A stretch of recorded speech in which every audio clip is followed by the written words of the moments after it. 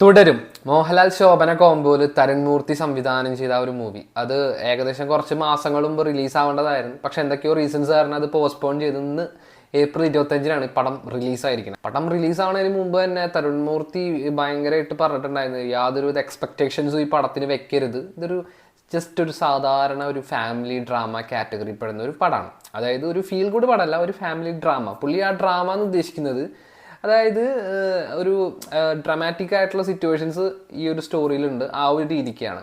പക്ഷെ ഈ സെയിം സംഭവം തന്നെ പ്രൊമോഷൻ ഇന്റർവ്യൂസിൽ ഇവിടെയൊക്കെ പോകുമ്പോൾ ഇന്റർവ്യൂക്കാർ ചോദിക്കുന്നുണ്ടായിരുന്നു, അതായത് ഇതിന് എവിടെയെങ്കിലും ഒരു ദൃശ്യം ടച്ച് അല്ലെങ്കിൽ അങ്ങനത്തെ എന്തെങ്കിലും ഇൻസിഡൻസ് ഈ ഒരു സ്റ്റോറിക്ക് ഉണ്ടോ, അങ്ങനത്തെ രീതിയിൽ പുള്ളിനോട് ചോദിച്ചിട്ടുണ്ടായിരുന്നു. പക്ഷെ പുള്ളി പറഞ്ഞ അങ്ങനൊന്നുമില്ല, ജസ്റ്റ് ഒരു ഫാമിലി ഡ്രാമ ആണ്. ആ ഫാമിലി ഡ്രാമ ഒക്കെ എന്തുണ്ടാവും അതായിരിക്കും നിങ്ങൾക്ക് കാണാൻ പറഞ്ഞു. പക്ഷെ ആക്ച്വലി അങ്ങനെ നോക്കുകയാണെങ്കിൽ ഇതൊരു ഫാമിലി ഡ്രാമ ആണെങ്കിൽ പോലും ഇതിനൊരു ത്രില്ലിങ് എലമെന്റ് ഉണ്ട്.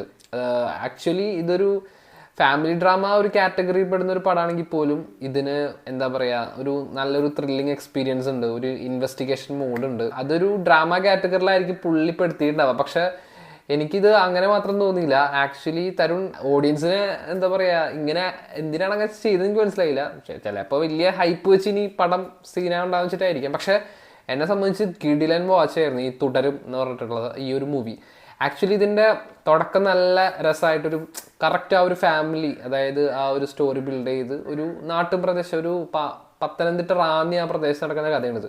അപ്പോൾ ആ ഒരു നാട്ടിൻ പ്രദേശത്തിൻ്റെ ആ ഒരു രസവും പിന്നെ മോഹൻലാൽ ശോഭന കോമ്പിനേഷൻ്റെ കുറേ രസങ്ങളായ കുറേ സീനുകളും പിന്നെ കുറേ പാട്ടും പരിപാടിയൊക്കെ ആയിട്ട് അങ്ങനെ ആ ഒരു ഫസ്റ്റ് ഹാഫ് നല്ലൊരു ഫ്ലോയിൽ അങ്ങനെ തുടങ്ങി.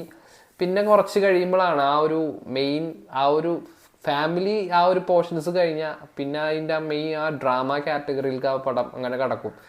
അതും ആ ഒരു ഇൻ്റർവൽ പോർഷനൊക്കെ കിട്ടിലനായി. ഞാൻ ഒട്ടും എക്സ്പെക്ട് ചെയ്തിട്ടുണ്ടായില്ല. പുള്ളി ഫാമിലി ഡ്രാമ എന്ന് പറഞ്ഞപ്പോൾ വേറെ ഒരു രീതിക്ക് ഞാനും എക്സ്പെക്ട് ചെയ്തു. കാരണം ആൾ റിപ്പീറ്റായി തന്നെ പറയാണ് ഇതിൽ ഒന്നുമില്ല ദൃശ്യം ടച്ച് അങ്ങനത്തെ അല്ലെങ്കിൽ വേറെ അങ്ങനത്തെ ഒരു ത്രില്ലിംഗ് ആയിട്ടുള്ള ഒന്നുമില്ല, ജസ്റ്റ് ഒരു ഡ്രാമാറ്റിക് ആയിട്ടുള്ള എലമെന്റ്സ് ആയിരിക്കും. പക്ഷെ ട്രെയിലറിൽ പോലും ചെറിയ ചെറിയ ഗ്ലിംസ് അവിടെ നിന്ന് ഇവിടെ നിന്നൊക്കെ ആയിട്ട് ആളുടെ എക്സ്പ്രഷനിൽ നിന്നൊക്കെ പിടിക്കുമ്പോൾ എന്തൊക്കെയോ ഒരു സംഭവം ഉണ്ട് എന്ന് എനിക്ക് തോന്നിയിട്ടുണ്ടായിരുന്നു. അപ്പോൾ ആ ഒരു രീതിക്ക് പിന്നെ ആ ഒരു ഇൻ്റർവെല്ലിൽ തൊട്ട് പടത്തിൻ്റെ ആ ഒരു മൂഡ് മാറാണ്, അതിൻ്റെ ആ ഒരു നാരേഷൻ സ്റ്റൈല് മാറാണ്. അതായത് അതുവരെ കണ്ട ആ ഒരു ലാലേട്ടനല്ല നിങ്ങൾക്ക് പിന്നെ ഇൻ്റർവെല്ലിൽ തൊട്ട് ക്ലൈമാക്സ് വരെ.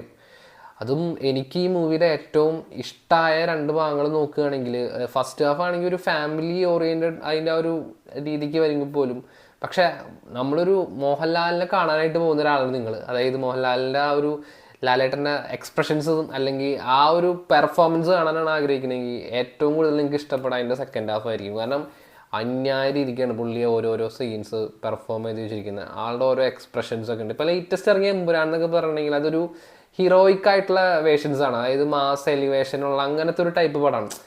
പക്ഷേ പഴയ മോഹൻലാൽ എന്ന് പറഞ്ഞിട്ടുണ്ടെങ്കിൽ അങ്ങനത്തെ എന്താ പറയുക, എല്ലാ എന്താ പറയുക എക്സ്പ്രഷൻസും അല്ലെങ്കിൽ സിറ്റുവേഷൻസും ഹാൻഡിൽ ചെയ്യാൻ പറ്റുന്ന അങ്ങനത്തെ ഒരു അസാമാന്യ കഴിവുള്ളൊരു ആർട്ടിസ്റ്റ് ആയിരുന്നു. പക്ഷെ റീസെൻ്റ് ആയിട്ട് കുറച്ച് മുമ്പത്തെ കുറേ പടങ്ങളിൽ നമ്മൾ ആ പുള്ളിനെ അതിൽ മിസ് ചെയ്തു. പക്ഷെ തുടരുമിൽ നിങ്ങൾക്ക് ആ ഒരു മനുഷ്യനെ ആ ഒരു പലതരത്തിലുള്ള അപ്സ് ആൻഡ് ഡൗൺ ആയിട്ടുള്ള കുറേ ഇമോഷൻസിൽ കൂടി കടന്നു പോണത്, അതൊക്കെ പുള്ളി അത് പെർഫോം ചെയ്ത് വന്ന രീതി, അത് തരുൺമൂർത്തി അത് പ്രസന്റ് ചെയ്തിരിക്കുന്ന രീതി നല്ല രസമായിട്ടുണ്ട്.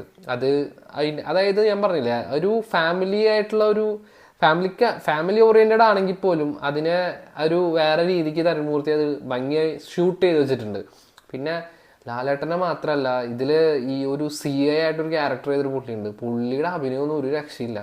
പ്രത്യേകിച്ച് ഡയലോഗ് ഡെലിവറി ഒക്കെ കണ്ടിട്ടുണ്ടെങ്കിൽ അതായത് ഒരു നെഗറ്റീവ് ഷെയ്ഡുള്ള ഒരു ക്യാരക്ടറാണ്. പക്ഷെ അയാളുടെ മീൻസ് അങ്ങനത്തെ ഒരു ക്യാരക്ടറിൻ്റെ ഒരു വിജയം എന്ന് പറഞ്ഞിട്ടുണ്ടെങ്കിൽ ആളെ നമ്മൾ വെറുക്കണം. തിയേറ്ററിൽ നിന്ന് ഇറങ്ങിയിട്ടുണ്ടെങ്കിൽ നമുക്ക് അങ്ങനെ തല്ലിക്കൊല്ലാനുള്ള ദേഷ്യം ഉണ്ടാവണം. അങ്ങനത്തെ രീതിക്ക് ഇപ്പോൾ റീസെൻ്റ് ആയിട്ട് അങ്ങനെ വലിയ മലയാളത്തിൽ അങ്ങനത്തെ ഇത് ഫ്രഷ് ആയിട്ടുള്ളൊരു ആക്ടറാണ് തോന്നി. ഞാൻ വേറെ മൂവിയിലൊന്നും കണ്ടിട്ടില്ല. പുള്ളി അന്യായ രീതിയിലാണ് ആ ഒരു ക്യാരക്ടർ പ്രസൻറ്റ് ചെയ്തിരിക്കുന്നത്. ആളെ ഡയലോഗ് ഡെലിവറി ഒക്കെ സ്ട്രോങ് ആയിട്ട് ബോൾഡായിട്ട് എന്താ പറയുക, അങ്ങനത്തെ നല്ല രസമുണ്ടായിരുന്നു ആളുടെ ആ ഒരു അഭിനയം കാണാനായിട്ട്. എനിക്ക് ലാലേട്ടനെ അതേപോലെ തന്നെ ഏറ്റവും ഭയങ്കരമായിട്ട് ഞാൻ നോട്ടീസ് ചെയ്ത പുള്ളിയുടെ ആ ഒരു പെർഫോമൻസ് ആണ്. എനിക്ക് ആളുടെ പേരൊന്നും അറിയില്ല, ഞാൻ വേറെ സിനിമയിലും കണ്ടിട്ടില്ല. ആൾ നൈസായിട്ട് ആ ഒരു CIയുടെ ക്യാരക്ടർ ഭയങ്കരമായിട്ട് ചെയ്തിട്ടുണ്ട്. പിന്നെ ഇതിൽ ഞാൻ പറഞ്ഞല്ലോ, പിന്നെ ഒരു രസമാണ് ഒരു തരുൺമൂർത്തി സിനിമകൾ നിങ്ങൾ കണ്ടിട്ടുണ്ടെങ്കിൽ അതിന് കിട്ടുന്ന ഒരു ഫ്ലോ ഉണ്ട്, അത് നിങ്ങൾക്ക് ഈ സിനിമയിൽ പ്രതീക്ഷിക്കാം. പക്ഷെ അതിൽ തന്നെ പുള്ളി പിടിക്കാത്ത വേറൊരു മെത്തേഡാണ് അതിൽ പിടിച്ചിരിക്കുന്നത്. പിന്നെ ഇതൊരു ചെറിയ സിനിമയാണ് ആക്ച്വലി നോക്കുകയാണെങ്കിൽ. ബേസിക്കലി ബഡ്ജറ്റ് പോലും ചെറുതാണ്. അപ്പോൾ അങ്ങനെ ഒരു പടത്തിൽ ഇതിൽ ചില സിറ്റുവേഷൻ ഒരു സീനിൽ ഒരു എന്താ പറയുക ഒരു ഉരുൾപൊട്ടൽ സംഭവമൊക്കെ ഉണ്ട്.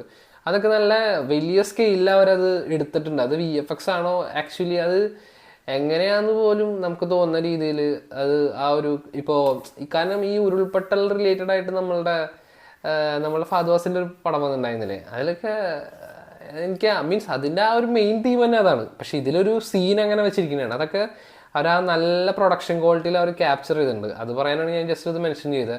മൊത്തത്തിൽ ഈ ഒരു പടം ഇത് ആക്ച്വലി നല്ലൊരു തിയേറ്റർ വാച്ച് ആയിരുന്നു പേഴ്സണലി എന്നെ സംബന്ധിച്ച്. പ്രത്യേകിച്ച് തരുൺമൂർത്തി അങ്ങനെ പറഞ്ഞുകൊണ്ടുള്ള ഒരു നല്ലൊരു ഗുണം ഉണ്ടായെന്ന് വെച്ചാൽ യാതൊരുവിധ എക്സ്പെക്ടേഷൻസും ഉണ്ടായിരുന്നില്ല. അപ്പം നമുക്ക് കിട്ടിയ നല്ലൊരു ട്രീറ്റ് ആയിരുന്നു പടം.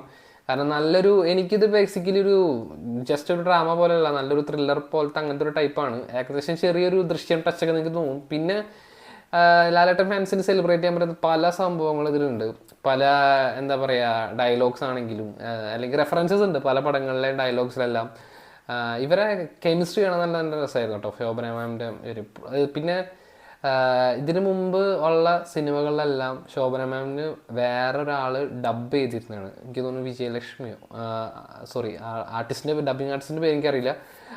പുള്ളിക്കാരി ഡബ് ചെയ്തിരുന്നു. പക്ഷേ ഇതിൽ പുള്ളിക്കാരുടെ ഒറിജിനൽ വോയിസ് ആണെന്നാണ് എനിക്ക് തോന്നുന്നത്. കാരണം രസമുണ്ട് അത് കേൾക്കാനായിട്ട്. ഒരു തമിഴ് മിക്സ്ഡ് ആ ക്യാരക്ടറും അങ്ങനത്തെയാണ്. ഒരു രസമുണ്ടായിരുന്നു അവരെ കാണാനായിട്ട്. പിന്നെ അവരെ മക്കളായിട്ടുള്ള ഒരു ഇതും മൊത്തത്തിൽ നല്ല രസമായിരുന്നു. പിന്നെ മൊത്തം പാട്ടാണെങ്കിലും ഇതിൻ്റെ ബാക്ക്ഗ്രൗണ്ട് സ്കോറും ജെയ്ക്സ് ബിജോയ് കിഡിലിനായിട്ട് ആ ഓരോരോ സിറ്റുവേഷൻസിനനുസരിച്ച് നല്ല ഭംഗിയായിട്ടത് മെയിൻറ്റെയിൻ ചെയ്തിട്ടുണ്ട്. പിന്നെ നിഷാദ് യൂസഫിനെയാണ് തുടരും ഏറ്റവും കൂടുതൽ മിസ് ചെയ്തിട്ടുണ്ടാവുക. കാരണം ഈ പടം ശരിക്കും ആക്ച്വലി എഡിറ്റ് ചെയ്യേണ്ടത് പുള്ളിയായിരുന്നു. പക്ഷെ അതിൻ്റെ ഇടയിലാണ് പുള്ളി മരിച്ചുപോയി. പിന്നെ വേറൊരു പയ്യനാണ് അത് എഡിറ്റ് ചെയ്തത്. ആക്ച്വലി അത് നല്ല ഭംഗിയായിട്ടുണ്ട്. എനിക്ക് തോന്നുന്നത് ഇതിൽ ഞാനൊരു ക്യാരക്ടറിൽ ഒരാളെ കണ്ട പോലെ തോന്നി. അത് നിഷാദാണെന്ന് എനിക്കറിയില്ല. ആരെങ്കിലും ഈ മൂവി കാണുകയാണെങ്കിൽ ജസ്റ്റ് നിങ്ങൾക്ക് അതായത് ഒരു സിറ്റുവേഷനിൽ ഒരു കാട്ടിൽ ഒരു ജീപ്പ് ഡ്രൈവറായിട്ട് ഒരാൾ വരുന്നുണ്ട്. എനിക്കത് കണ്ടിട്ട് നിഷാദ് യൂസഫായിട്ടാണ് തോന്നിയത്. എൻ്റെ തോന്നലിനെ കുറിച്ചാണെന്ന് അറിയില്ല. നിങ്ങളിത് കണ്ടിട്ടുണ്ടെങ്കിൽ നിങ്ങൾ ഒന്ന് ആണെന്ന് പറയട്ടെ, എനിക്കറിയില്ല. എനിക്ക് കണ്ടിട്ട് നിഷാദിനെ പോലെ തോന്നി പുള്ളിനെ. അപ്പോൾ അങ്ങനെ തുടരും എന്നെ സംബന്ധിച്ച് കിടിലം വാച്ചായിരുന്നു. നല്ലൊരു എന്തായാലും ഒരു ഹിറ്റ് അടിക്കാൻ പോകുന്ന പടമായിരിക്കും മിക്കവാറും. കാരണം എല്ലാ ആൾക്കാർക്കും ഇഷ്ടപ്പെടാൻ പറ്റുന്ന രീതിയിൽ പിള്ളേർക്കാണെങ്കിലും ഫാമിലിക്കാണെങ്കിലും എല്ലാ ഒരു മിക്സ് ചെയ്തിട്ടുള്ളൊരു മിക്സ്ഡ് ഇമോഷനാണ് ഒരു തുടരും. പ്രത്യേകിച്ച് അതിൻ്റെ എൻ്റെ എല്ലാം അത് തരുൺമൂർത്തി അത് കൊടുത്തൊരു എൻഡിങ് വേറൊരു രസമായിട്ടുണ്ട്. അങ്ങനെ ഒരു നല്ലൊരു തിയേറ്ററിക്കൽ വാച്ചാണ് സംഭവം. തിയേറ്ററിൽ തന്നെ നിങ്ങൾ കാണാനായിട്ട് ശ്രമിക്കുക. അങ്ങനെ അതാണ് തുടരുമിനെ കുറിച്ച് പറയാനുള്ളത്. ഇവരൊക്കെ എന്തിനാണ് ഇങ്ങനെ എക്സ്പെക്ടേഷൻസ് കുറക്കുന്നത്? അത്യാവശ്യം നല്ല പടങ്ങളാണ് ഇതൊക്കെ കുറച്ച് എക്സ്പെക്ടേഷൻ വെച്ചാൽ എന്താ പ്രശ്നം എനിക്കറിയില്ല. എന്തായാലും നല്ലൊരു പടമായിരുന്നു. ഒരു എക്സ്പെക്ടേഷൻ ഇല്ലാണ്ട് പോയി കണ്ടുകൊണ്ടായിരിക്കാം നല്ല ഒരു ഫ്രഷ്നെസ് കിട്ടി ഈ പടം കണ്ടിട്ട്. അങ്ങനെ നിങ്ങൾ എന്നാ കണ്ടിട്ട് നിങ്ങൾക്ക് തോന്നിയെന്ന് വെച്ചാൽ കമൻറ്റ് ബോക്സിൽ കമൻറ്റായി പറയാം. അപ്പോൾ നെക്സ്റ്റ് ഒരു വീഡിയോയിൽ നെക്സ്റ്റ് ഒരു പടത്തിൻ്റെ വിശേഷമായിട്ട് വരും. ബൈ.